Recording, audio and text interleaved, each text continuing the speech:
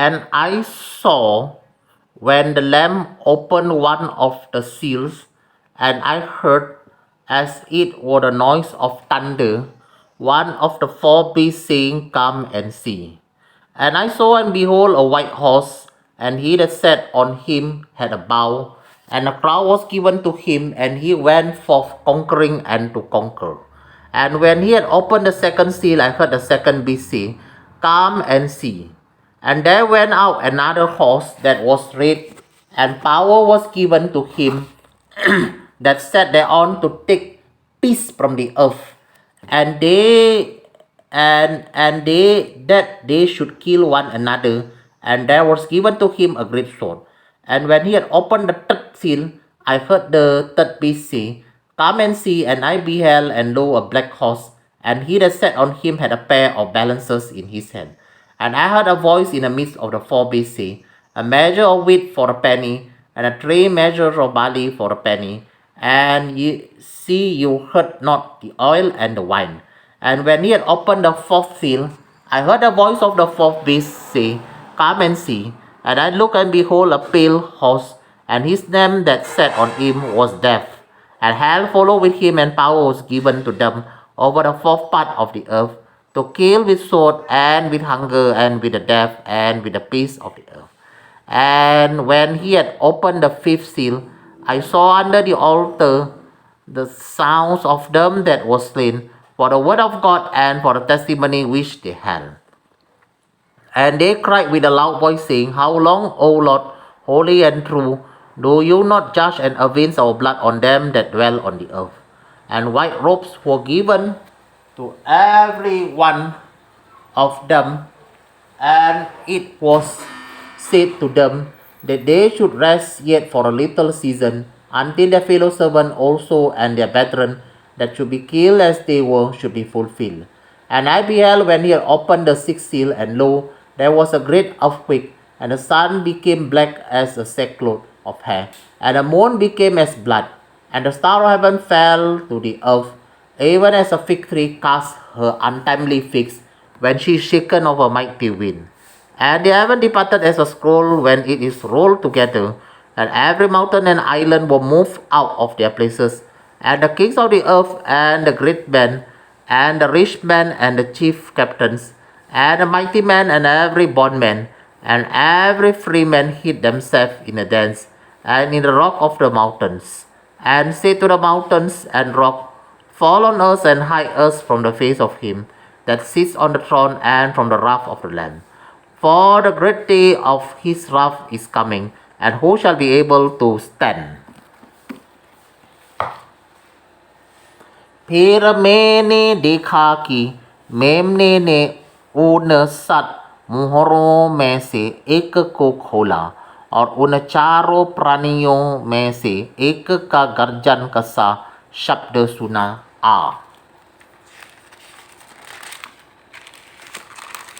मैंने दृष्टि की, और देखो, एक श्वेत घोड़ा है, और उसका सवार धनुष लिए हुए हैं, और उसे एक मुकुट दिया गया, और वो जय करता हुआ निकला कि और भी जय प्राप्त करे।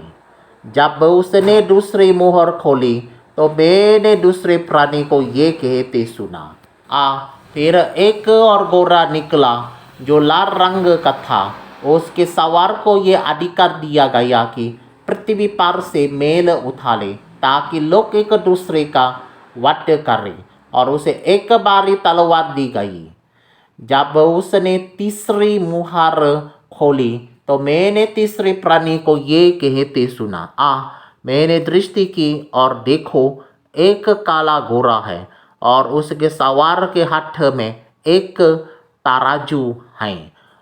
और मैंने उन चारों प्राणियों के बीच में से एक शब्द ये कहते सुना, दिनार का सेर भार गेहूं, और दिनार का 3 सेर जौ, पर तेल और द्राक्षरस की हानि ना करना।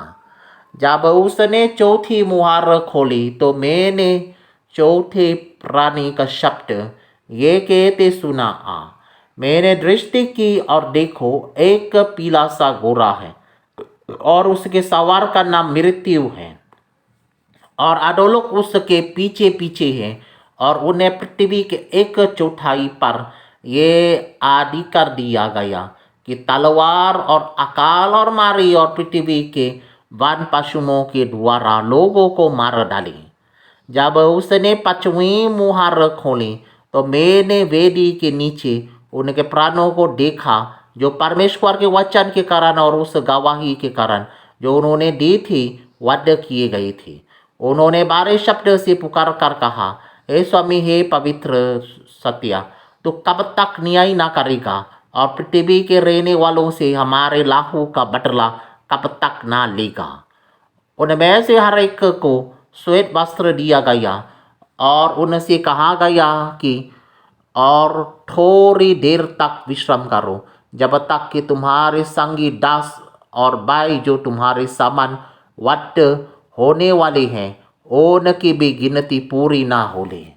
जब उसने छठवें मुहर खोली तो मैंने देखा कि एक बार भूकंप हुआ और सूर्य कंबल के समान काला और पूरा चंद्रमा लाहू के समान हो गया। आकाश के तारे पृथ्वी पर ऐसे गिरे पड़े और जैसे भारी अंडे से हिलकर अंजीर के पैर में से कच्चे फल झरते। आकाश ऐसा सरक गया जैसा पत्र लापित से सरक जाता है और हर एक पहाड़ और टापू अपने अपने स्थान से टल गया। तब पृथ्वी का राजा और प्रधान और सरदार और धनवान और समाधि लोग और हर एक दास और हर एक स्वतंत्र पहाड़ों की खोहों में और चट्टानों में जा छिपे और पहाड़ों और चट्टानों के कहने लगे, हम पर गिर पड़ो और हमें उसके मुंह से जो सिंहासन पर बैठा है और मेमने के प्रकोप से छिपा लो, क्योंकि उनके प्रकोप का भयानक दिन आ पहुंचा है। अब कौन ठहर सकता है? Alright, I have finished reading. Thank you.